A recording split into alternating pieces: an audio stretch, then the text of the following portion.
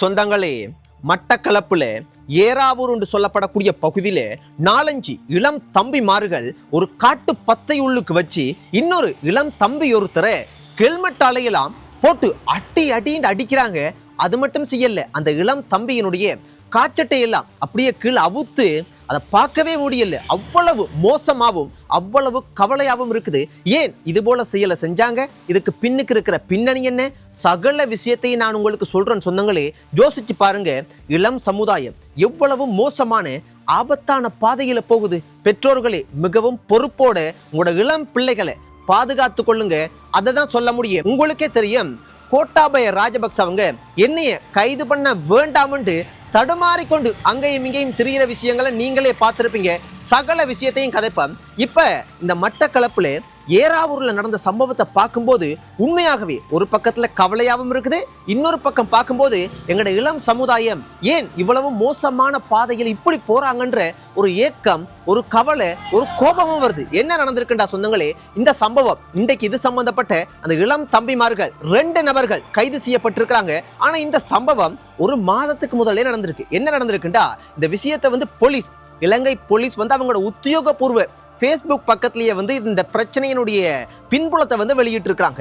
என்ன நடந்திருக்குண்டா, இது ஒரு டிக்டாக் வீடியோ பிரச்சனையால தான் இந்த பிரச்சனை வந்திருக்குன்னு போலீஸ் சொல்றாங்க. என்னண்டா, ஏதோ ஒரு பிரச்சனையோட நடந்திருக்குன்னு வைங்களேன். நடந்து ஒரு ஏறாவூர் போலீஸ், மட்டக்களப்பு ஏறாவூர் போலீஸ் பிரிவுக்குட்பட்ட இடத்துல இருக்கக்கூடிய ஒரு இளம் தம்பி ஒருத்தரை சைக்கிள்ல போகும்போது 4-5 நபர்கள் சேர்ந்து கடத்தி கொண்டு போறாங்க. கடத்தி எங்க கொண்டு போறாங்க? ஒரு காட்டு பகுதி மாதிரி இருக்கக்கூடிய ஒரு பகுதிக்கு கொண்டு போறாங்க. கொண்டு போனதன் பிற்பாடு ஒரு 3-4 பேர், 3-4 இளம் தம்பிமார்கள் சுத்தி வர நின்று பாக்குறாங்க. அதுல 2 இளம் நபர்கள் என்ன செய்யறாங்கடா, ஒருத்தர் போட்டு அடின்னு அடிக்கிறார். அடிச்சு இந்த ரெஸ்லிங்ல பாக்குற மாதிரிக்கு புரட்டி கீழே புரட்டி எல்லாம் போட்டு மிதிச்சு அடிக்கிறார். இன்னொரு நபர் என்ன செய்யறாரு, அவர் அடிச்சு முடிய இன்னொரு நபர் அவர் ஹெல்மெட்டால போட்டு அடின்னு அடிச்சு அதுவும் பத்தாதுண்டு அந்த நபரினுடைய காட்சட்டை எல்லாம் அவுத்து இழுத்து கீழே இந்த மாதிரியான மோசமான விஷயத்தை எல்லாம் செய்யறாங்க. பார்க்கும்போது உண்மையாகவே ஒரு பக்கம் கவலையாகவும் இருக்குது, ஒரு பக்கம் ஏன் இது போல இப்படி சீரழிஞ்சு போறாங்கன்ற ஒரு கோபமும் வருது. சரி, இப்ப இந்த விஷயத்தை செஞ்சிட்டாங்க. இது எப்ப நடந்திருக்குண்டா, ஒரு மாசத்துக்கு முதல் நடந்திருக்கு சொந்தங்களே. ஆனா இதை அதுல யாரோ ஒரு நல்ல மனசரோ யாரோ என்னமோ தெரியல, ஒரு வழியா அந்த விஷயத்தை வீடியோ எடுத்த ஒரு நபர் அதை சமூக வலைத்தளத்துல போட்டிருக்கு. டிக்டாக்ல, ஃபேஸ்புக்ல எல்லாம் போட்டுட்டு இப்போ அது பெரிய வைரல் ஆகி இந்த சம்பவத்துக்கு போலீஸ் நடவடிக்கை எடுக்கணும்னு அழுத்தம் கொடுக்கப்பட்டதன் பிற்பாடு, அதே சமயத்துல அந்த பாதிக்கப்பட்ட அந்த நபர், அந்த அடிவாங்கின அந்த இளம் தம்பி என்ன செஞ்சிருக்கிறார், அவர் வைத்தியசாலையில் அனுமதிக்கப்பட்டு 3 நாள் ஹாஸ்பிட்டல்ல ட்ரீட்மெண்ட்லாம் எடுத்து அவர் சிகிச்சையின் பிற்பாடு வீடு திரும்பி இருக்கு. இப்போ இந்த விஷயம் பெரிய அளவுக்கு வைரலானதன் பிற்பாடு அந்த நபரினுடைய தாய் ஏறாவூர் போலீஸ்ல போய் நேற்றைய தினம் முறைப்பாடு ஒன்று கொடுக்குறாங்க. அந்த முறைப்பாட்டுக்கு அமைவாக இது சம்பந்தப்பட்ட நபரை விசாரிச்சு அங்க இருக்கிறவங்களையெல்லாம் தேடி அதுல ஒரு நபரை போலீஸ் கைது பண்ணி இருக்கிறாங்க. இன்னொரு நபரையும் கைது பண்ணியிருக்கிறான்னு சொல்றாங்க. ஸோ இப்போ இந்த பிரச்சனை இவ்வளவு தான் போலீஸ் தரப்புல வந்திருக்கிற விஷயம். ஆனா இதை கடந்து அங்க இருக்கக்கூடிய மக்கள் சில விஷயங்களை சொல்லியிருக்காங்க. என்னண்டா, இந்த தாக்கி இருக்கிறாங்க நபர் இவங்க சர்வசாதாரணமான ஆட்கள் இல்லை. இது ஒரு குழு மாதிரி, இது போல 2-3 நபர்கள் சேர்ந்து இப்படி ஒரு 2-3 குழுக்கள் இருக்கா.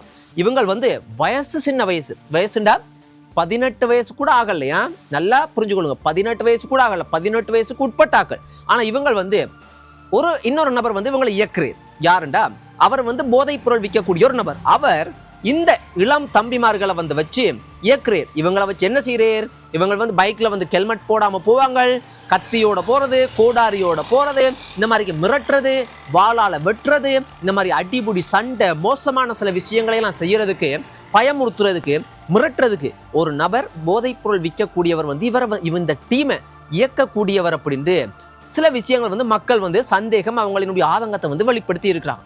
யோசிச்சு பாருங்க, எதுவா இருந்தாலும் எவ்வளவு மோசமான விஷயம். என்னைய பொறுத்த மட்டும் அந்த இளம் தம்பிமார்கள் இன்னொரு இளம் தம்பியை போட்டு அப்படி அடிக்கிறத அந்த விஷயத்தை நான் பார்க்கும்போது போதைப் பொருள் பாவிக்காத ஒரு நபரால செய்யவே முடியாது. என்ன தப்பாவும் இருக்கட்டும், அந்த தம்பி பாதிக்கப்பட்ட நபர் எவ்வளவு தவறான சில விஷயத்தையும் செய்திருக்கட்டும். அடிக்கிறதா, அதுவும் எப்படி அடிக்கிறானுங்க தெரியுமா? அந்த காணொலியை நான் யூடியூப் விதிமுறைகள் படி இதுல உங்களுக்கு காட்ட முடியாது. ஆனா மிக மிக மோசமா இருக்குது. அதை பார்க்கும்போது பயங்கர மோசமா இருக்குது.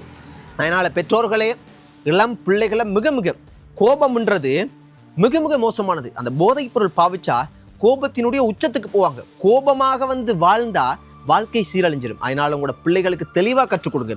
கோபம்ன்றது மிக மிக அனாவசியமாக கோபப்படக்கூடாது. கோபம்ன்றது வாழ்க்கையை அழிக்கும். அதே சமயத்துல போதைப் பொருள் பாவிக்கிறாங்களா, போதைப் பொருளுக்கு ஈடுபடுறாங்களா, இந்த விஷயங்களையெல்லாம் மிக மிக மிக கண்காணிங்க. அதை தான் சொல்ல முடியும் பெற்றோர்களே.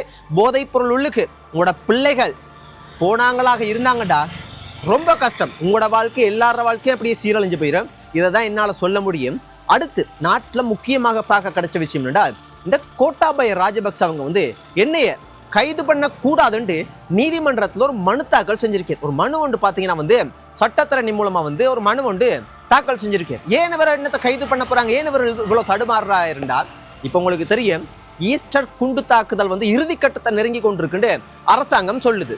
இப்போ ஒரு பக்கம் கோட்டாபய ராஜபக்ச அவரினுடைய சில சார்ந்த அரசியல்வாதிகள் எல்லாம் ஏற்கனவே சாலை என்றவர், இதுல முக்கியமான குற்றவாளி என்று உளவு பார்க்கக்கூடிய அந்த சாலை என்ற நபர் கைது செய்யப்பட்டு உள்ளுக்கு இருக்கிறேன். அவர் நிறைய விஷயங்களை கதைச்சா வெளியிட்டா ஏகப்பட்ட முக்கியமான ஆட்கள் எல்லாம் சிக்கப்படுவாங்க. ஆனால் அவர் விசாரணைக்கு ஒத்துழைக்கிறீர்கள் பிரச்சனை ஒன்று போய் கொண்டிருக்கு. ஆனால் இன்னொரு பக்கம் அவரை விடுதலை செய்யணும், அவரை சித்திரவதை பண்றாங்க, அவரை ரொம்ப மோசமான விஷயத்தை எல்லாம் ஜெயிலுக்கு செய்யறாங்கன்ட்டு இன்னொரு பக்கம் அரசியல்வாதிகள் போராட்டம் பண்றாங்க.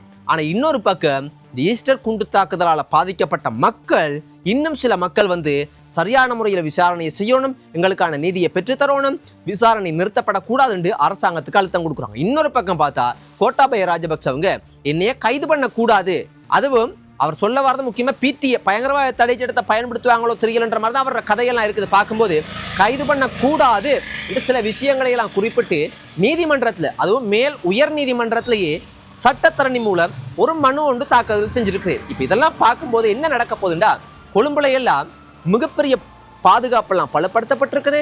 அனுரவினுடைய அரசாங்கம் சில விஷயங்களை எல்லாம் தைரியமாக செஞ்சு கொண்டு போறாங்கன்ட்டு பார்க்க கிடைக்குது. உண்மையாகவே இதெல்லாம் 100% நம்ப முடியுமான்னு கேட்டீங்கன்னா அரசியல்வாதிகளை நம்ப கூடாது. அதுதான் உண்மை. அது எவ்வளவு நல்லவங்களாக இருந்தாலும் நல்லவங்க அரசியலுக்குள்ள வரமாட்டாங்கன்ற ஒரு விதிமுறையே இருக்கு, ஒரு சில தத்துவங்களே இருக்குது. அப்ப அது அவ்வளவு நல்லது மாதிரி இருந்தாலும் நம்ப முடியாது. அப்ப என்ன சொல்ல வரேன் என்றால், இந்த விஷயத்தையெல்லாம் பார்க்கும்போது கோட்டாபய ராஜபக்ச கைது செய்யப்பட போறது இதுதான் இதுல பார்க்கும்போது நமக்கு தெரிகிற விஷயம். ஆனால் இந்த அரசாங்கம் ஆட்சிக்கு இப்போ 1.5 வருஷத்தை கடந்து 2வது வருஷத்துக்கு கிட்டத்தட்ட போய் கொண்டிருக்காங்க. ஆனா இதுவரைக்கும் கோட்டாபய ராஜபக்ச அவங்க கைது செய்யப்பட இல்லை. இதே விஷயம் தான் ஓடிக்கொண்டிருக்கு, இதே விஷயம் தான் மறுபடியும் ஓடிக்கொண்டிருக்கு. அதனால இந்த விஷயத்துல என்னைய பொறுத்த மட்டும் நான் பக்க சார்பா ஒரு உண்மையை சொல்லணும் என்றால், கைது செய்யப்பட்டாலும் சில நாட்கள்லேயே வெளியே வந்துருவீர். அதுதான் என்னைய பொறுத்த மட்டும் என்ற மனசாட்சி. ஆனா அதை கடந்து உண்மையாகவே விசாரிக்கப்பட்டு அதுக்கான தண்டனையெல்லாம் வழங்கப்படுமாக இருந்தா அரசியலை கடந்த ஒரு சிறந்த மனிதர் ஜனாதிபதி அனுரகுமார் திசாநாயக்க அவங்க நிச்சயமாக சொல்லலாம். ஆனா அதெல்லாம் நடக்கும்ன்ற நம்பிக்கை எனக்கு இல்லை.